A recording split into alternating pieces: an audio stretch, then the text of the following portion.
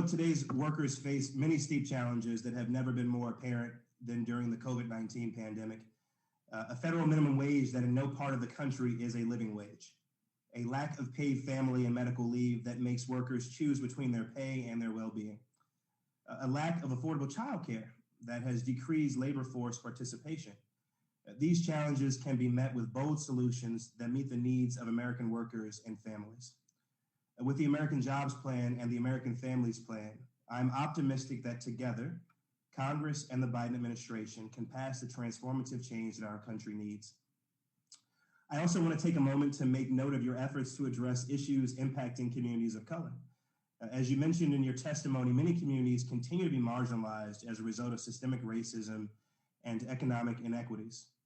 I appreciate your commitment to ensuring vulnerable, disadvantaged, and underrepresented communities are a priority for the Department of Labor and the Biden administration as we work to build back better.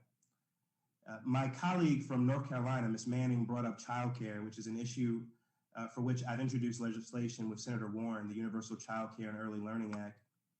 The American Rescue Plan provided $39 billion to stabilize the child care sector, effectively saving the child care system from the brink of collapse.